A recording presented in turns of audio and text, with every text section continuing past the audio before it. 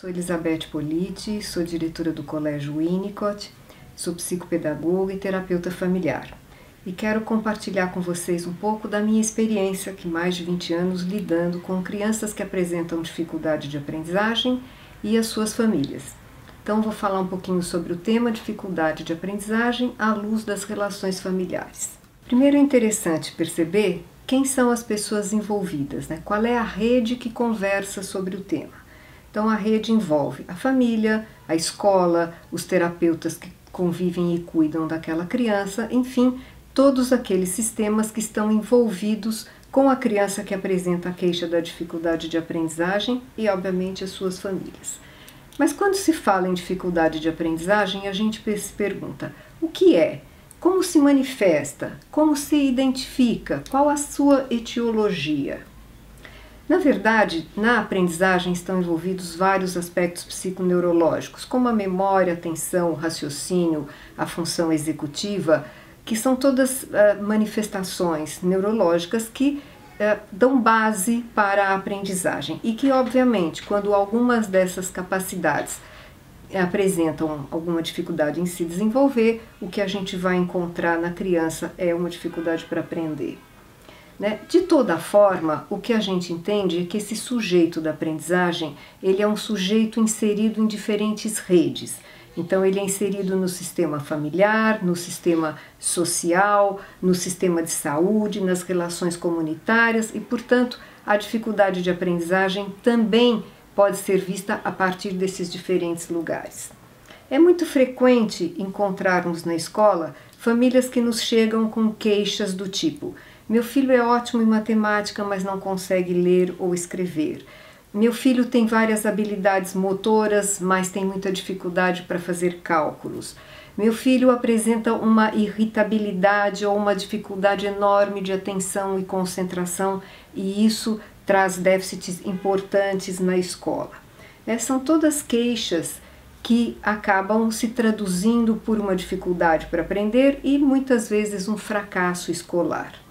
Como é que poderíamos definir dificuldade de aprendizagem? Desordens que afetam as habilidades pessoais do sujeito em interpretar o que é visto e ouvido ou relacionar essas informações vindas de diferentes áreas do cérebro. Obviamente, quais são as suas manifestações?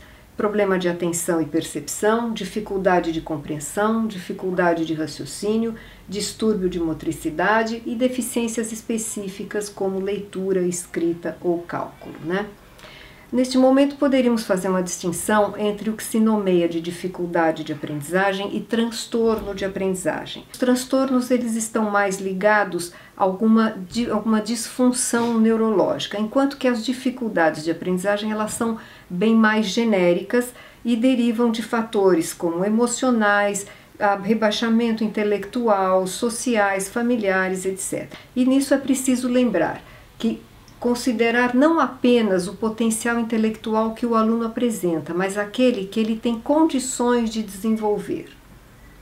Então, a dificuldade de aprendizagem pode ser vista como um fenômeno complexo. A multiplicidade de fatores envolvidos impõe a necessidade de focalizá-la em diferentes níveis epistemológicos, o que nos é permitido através de uma postura da pós-modernidade. Entendendo que seja qual for a etiologia da dificuldade neurológica, emocional, intelectual, família e escola são fatores decisivos para a condução e a resolução do problema. Então, eu gostaria de compartilhar aqui a minha experiência, focando de fato na questão das relações familiares implicadas na dificuldade de aprendizagem. Para isso, é preciso que se faça então uma mudança paradigmática, porque até então, para se falar de dificuldade de aprendizagem, sempre procurava-se entender o que o aluno apresenta como dificuldade. O foco costumava recair sempre no sujeito aprendente. Hoje a gente entende que, além de considerar as questões que o sujeito aprendente traz como próprias, é preciso considerar o sistema no qual ele está envolvido, no caso, família e escola. Quais são as hipóteses quando se olha a partir dessa perspectiva? Primeiro, que os sintomas individuais com frequência se relacionam com a família. Não quero dizer que a família seja a causa, mas há uma relação entre o sujeito e a sua família. E crianças e jovens que apresentam dificuldade de aprendizagem podem se beneficiar com uma intervenção familiar, né? De maneira que, como o meio vê estas crianças, como a família rotula, ajuda e co-constrói esse contexto. Pensando um pouquinho em família, né, a gente perguntaria o que é família? Hoje existe uma multiplicidade de configurações familiares. Então, a gente costuma dizer que família é quem cuida de mim, é aquele sistema que se preocupa com aquele sujeito e que consegue prover o cuidado e as relações afetivas com ele. Então, família pode ser vista como um sistema percebido em constante interação e o comportamento de um afeta e é afetado pelo dos outros. Nesta perspectiva, valorizam-se as construções linguísticas e dão-se conta das histórias familiares. Neste sentido, a psicopedagogia faz um diálogo com a terapia familiar a partir de um olhar relacional sistêmico, ou seja, tentando entender todo o sistema envolvido com aquela criança que apresenta dificuldade de aprendizagem. Então vamos tentar entender como é esse funcionamento familiar ligado na aprendizagem.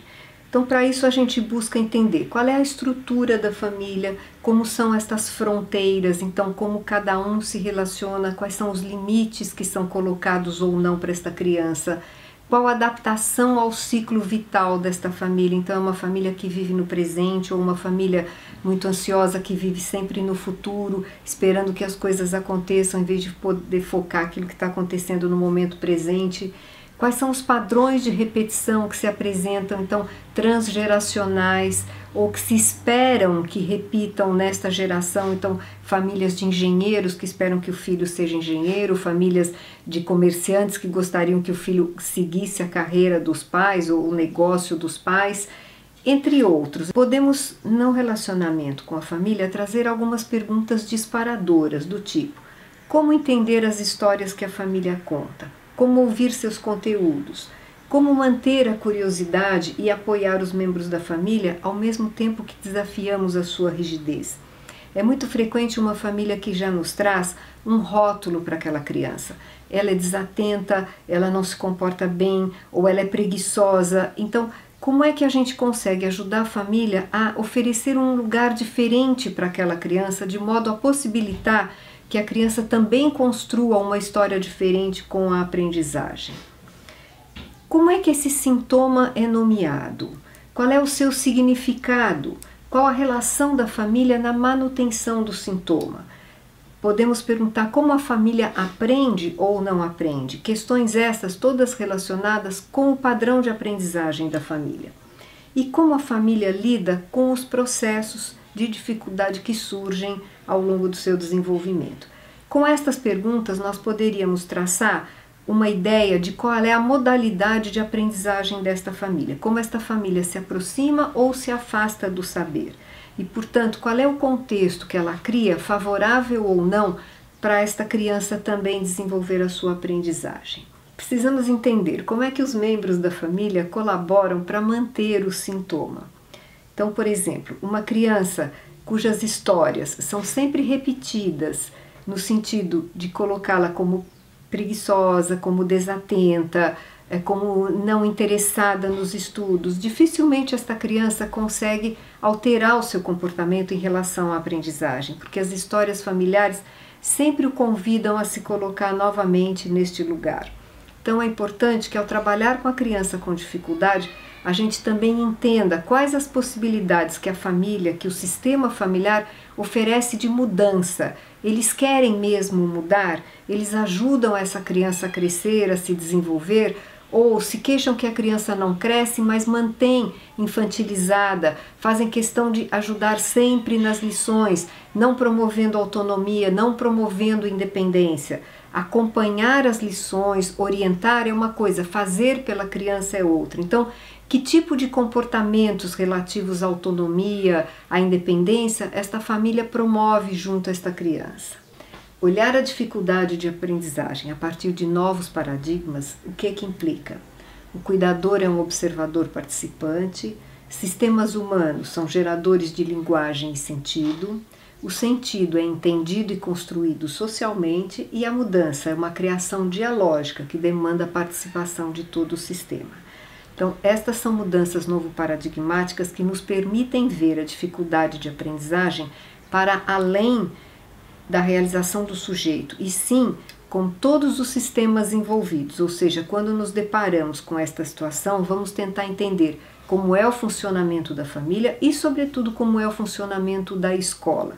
A escola também sai daquele lugar de colocar sempre o problema no ombro do aluno e começa a repensar o seu método de ensino. Como é que a escola está ensinando para que esta criança não obtenha êxito? Qual é a implicação dos professores nessa relação? A escola é uma coparticipadora da dificuldade de aprendizagem quando ela surge. Então, a partir deste lugar, fica um convite a gente perceber a dificuldade de aprendizagem como um fenômeno complexo, que deve ser considerado com base na integração de diferentes perspectivas. Neste caso, o terapeuta, o professor, o psicopedagogo aceita a proposta de analisar a inter-relação desses sistemas implicados e se propõe a refletir como é a participação de cada um. Eu acho que o que eu gostaria de deixar aqui como reflexão, como análise, é tirar o foco da dificuldade apenas do aluno e redistribuí-lo pelos outros sistemas envolvidos e entender qual a participação de cada um no que se nomeia dificuldade de aprendizagem. Fica então um convite a pensar a intervenção a partir das relações família, sujeito, escola, aprendizagem como um espaço de relação, tendo como foco o terapeuta como co-construtor deste processo. Rótulos podem ser sentidos como incapacitantes, porque as narrativas criadas em torno do fracasso levam as crianças a acreditarem na sua incompetência. Na escola, propomos olhar a criança hiperativa, focando também como são as aulas restritivas de atividade. Alunos com falta de atenção levam-nos a pensar em aulas com falta de inspiração. E crianças com fobia escolar muitas vezes nos convidam a pensar o motivo da ansiedade e a participação dos educadores neste processo. Então, cuidado com os nomes que se dão para as crianças, com os rótulos que se colocam, porque muitas vezes esses rótulos engessam e não permitem a mudança, não permitem que o sujeito adquira uma nova postura para desenvolver suas habilidades de aprendizagem. Desta feita, o foco do ensino muda apenas do sujeito da aprendizagem para os sistemas humanos e as suas relações, que são formados pelos alunos, professores, famílias e comunidade. Portanto, o foco muda exclusivamente do individual para o interrelacional. Entendo que somos co-construtores da nossa própria história, que resulta da nossa bagagem genética, do nosso legado familiar, das influências da cultura na qual participamos. E é a integração desses fatores que nos permite estar em constante diálogo com as muitas vozes no campo do desenvolvimento humano. Eu espero ter de uma forma breve trazido aqui algumas ideias para refletir. O convite é que vocês reflitam a partir da própria experiência sobre o que ouviram e do que ouviram o que faz sentido no contexto profissional que vocês trabalham. Muito obrigada.